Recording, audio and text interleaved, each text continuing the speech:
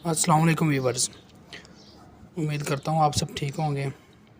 आज हम पढ़ेंगे डिस्ट्रीब्यूटेड लोड बीम्स। ऐसे बीम जिनके ऊपर लोड जो है वो डिस्ट्रीब्यूट किया होता है। मतलब कि पहले हम पढ़ते थे वो एक पॉइंट पे लोड लगा होता था, इधर इधर कहीं भी एक एक पॉइंट पे होता था।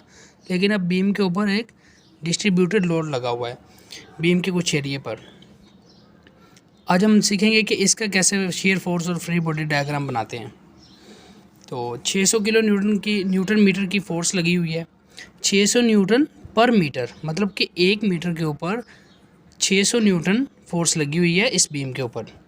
तो इसके नीचे डिस्टेंस कितना है, 4 मीटर। मैं इस 600 को 4 से मल्टीप्लाई कर दूंगा तो मेरे पास ये आ जाएगा कि एक पॉइंट पे सेंटर पे कितनी फोर्स लगी हुई है। इस बात को दोबारा समझें। 6 न्यूटन पर मीटर की इसके ऊपर लगी हुई है फोर्स 600 न्यूटन 1 मीटर पर। लेकिन अब जितने मीटर हैं, जितने वो एरिया पे लगी हुई है, मैं उसको उससे मल्टीप्लाई करवा दूंगा तो मेरे पास टोटल फोर्स आ जाएगी जो कि एक पॉइंट पे लग रही है। अब इसकी फ्री बॉडी डायग्राम बनाते हैं। ये पॉइंट कोई ए है, ये पॉइंट कोई ए है और ये इधर से फिक्स्ड है। तो इसकी फ्री बॉडी डायग्राम कैसे बनेगी? इधर से ये ऊपर नीचे भी नहीं हो सकता, आगे पीछे भी नहीं हो सकता और मूवमेंट भी नहीं कर सकता। ये पिंच जॉइंट भी नहीं है। तो इधर से लग जाएगी ए वाई, इधर से ए एक्स, और चूंकि ये फिक्स्ड है तो इसके ऊपर एक मूवमेंट भी लग जाएगा जिसको मैं कह दूंगा एम ए। ये फ्री बॉडी डायग्राम बनाने का तरीका है। अगर किसी को नहीं समझ तो वो पीछे जाके इन लेक्चर को दोबारा देख सकता है। तो टोटल डिस्टेंस मेरे पास 8 है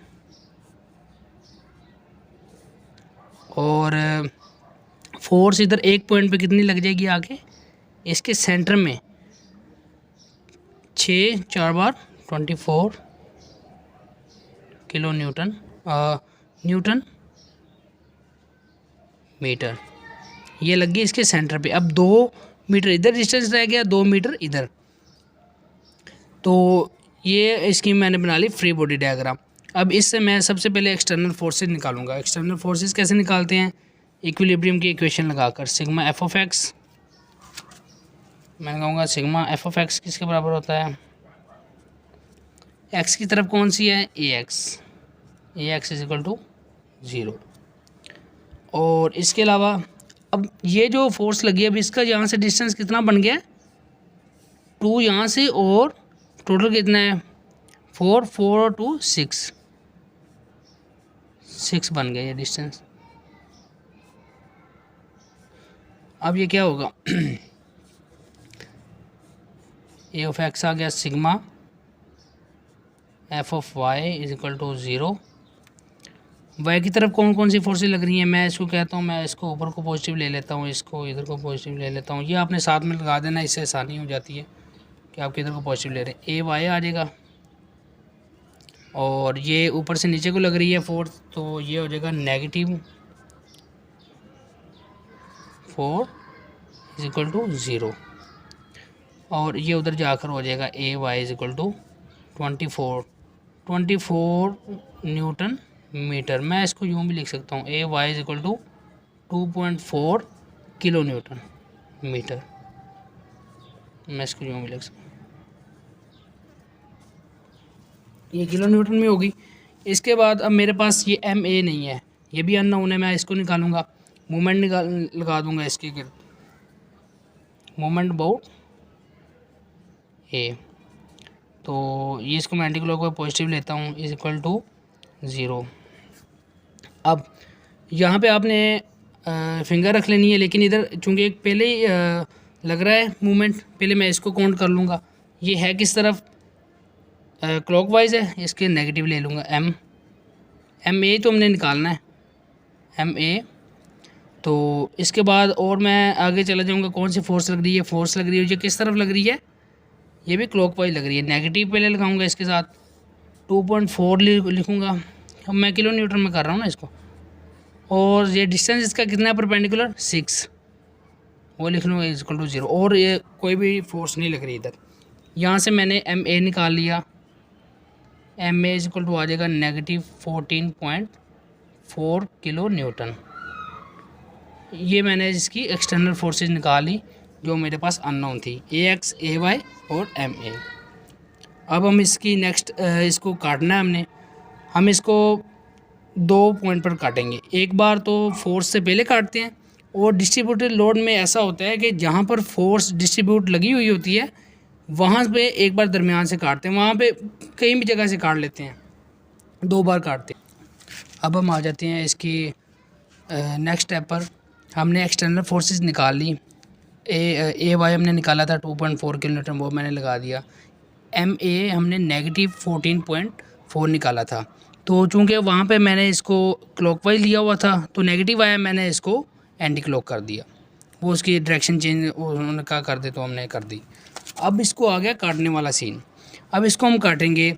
ये फोर्स लग रही है डिस्ट्रीब्यूटेड लोड वाली, डिस्ट्रीब्यूटेड फोर्स ये लग रही है। इससे पहले एक बार काट लेंगे यहाँ से कोई भी x डिस्टेंस पर, तो काटते हैं इसे। ये हमने इसकी बना ली। अब वो इसका जहाँ से हमने काटा था उसका कोई x डिस्टेंस ले लिया, हमें नहीं पता कौन सा डिस्टेंस है फोर्स से जो पहले काटा हुआ है। तो ये हमारे पास आ जाएगा M, राइट हैंड वाला। हमने इसको राइट हैंड से काटा। अब यहाँ पे जो अननोन है फिर मैं वो निकालूंगा। P है, V है शेयर फोर्स, और ये बेंडिंग मोमेंट। तो फिर यहाँ पे वही लगेंगी फोर्सेस। इक्विलिब्रियम की इक्वेशन सिग्मा f(x) = 0, P = 0 आ गया। यहाँ इधर कोई एक ही फोर्स लग रही है P, तो P = 0। सिग्मा f(y) आ जाएगा। y की तरफ कौन सी लग रही है 2.4, ऊपर को इसको मैं पॉजिटिव ले लेता हूँ, इसको इधर को पॉजिटिव ले लेता हूँ। ये 2.4 और कौन सी लग रही है, ये लग रही है शेयर फोर्स नीचे को -V = 0, और V = हो जाएगा 2.4 किलो न्यूटन। लेकिन एक बात याद रहे, ये कहाँ तक है, ये 0 से 4 तक है। इतने डिस्टेंस के लिए ये V है, और जो मूवमेंट निकालेंगे वो भी मैं इधर ऊपर लिख देता हूँ। 0 छोटा है x से और x छोटा है 4 से। वो जो आगे निकालेंगे उसका शेयर फोर्स और बेंडिंग मूवमेंट और होगा, वो हम करते हैं तो समझ आ जाएगी। अब मूवमेंट निकालना है। Movement about right hand = 0। इसको मैं एंटी क्लॉक पॉजिटिव ले लेता हूँ, तो ये क्या आ जाएगा। सबसे पहले यहाँ पे आ जाएं, ये एंटी क्लॉक मैंने मूवमेंट पॉजिटिव लिया हुआ है। सबसे पहले ये M ही आ जाएगा, M। अब इसके बाद यहाँ पे फिंगर रख लेनी है, आगे आ जाना है। क्योंकि ये मैं V क्यों नहीं ले रहा, V के अगर मैं V लूँगा तो V का कोई परपेंडिकुलर डिस्टेंस नहीं है। मूवमेंट क्या होता है, FD = M होता है। अब फोर्स तो लग रही है लेकिन इसका परपेंडिकुलर डिस्टेंस नहीं है इस पॉइंट पे। मैंने इस पॉइंट पे मूवमेंट निकालना है, तो अगर कोई उसके डिस्टेंस होगा तो मैं मूवमेंट निकालूंगा ना, डिस्टेंस तो है ही नहीं। तो इसलिए मैं अब निकाल रहा हूँ इसका मूवमेंट।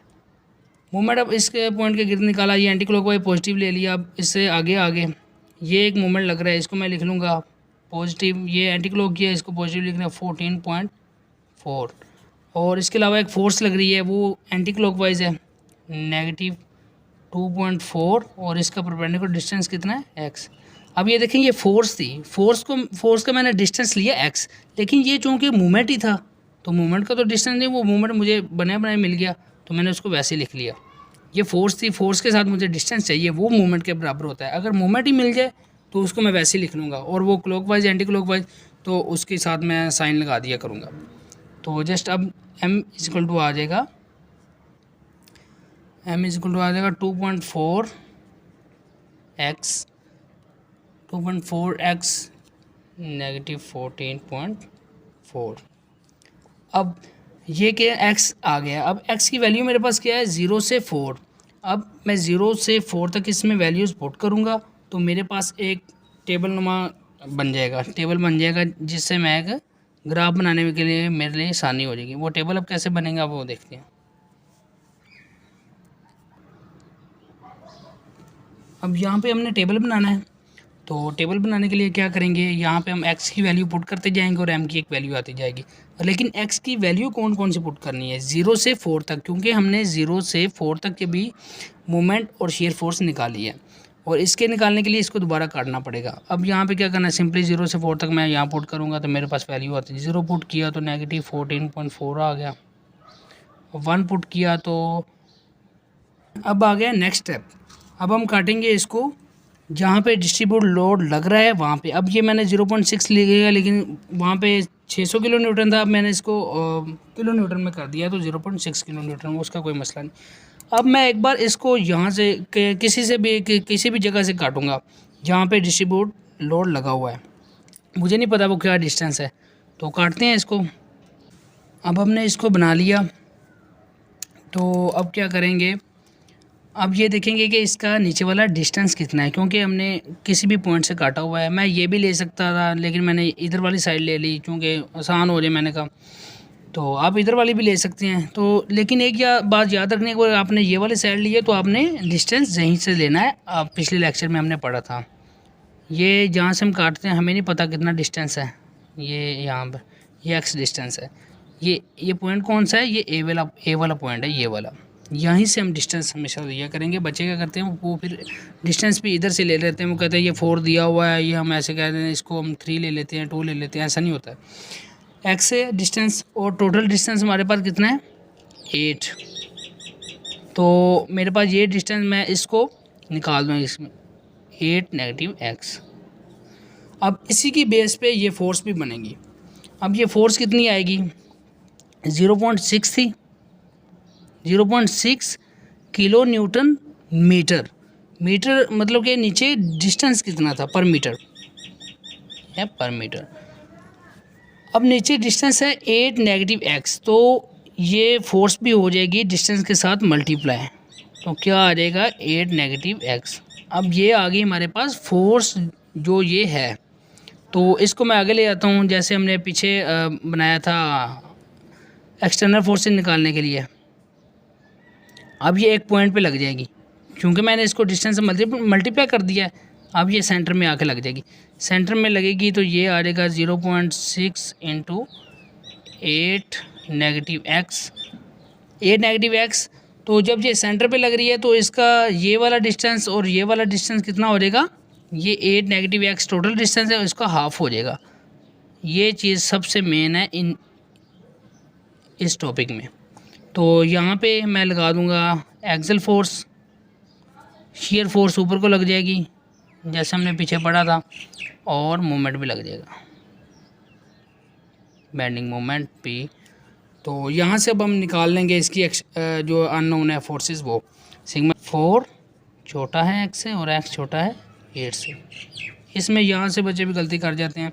तो अब सिग्मा एफ ऑफ एक्स ये हमेशा 0 रहता है, आपको पता है बीम्स में, P = 0 आ जाएगा। Sigma f of Y,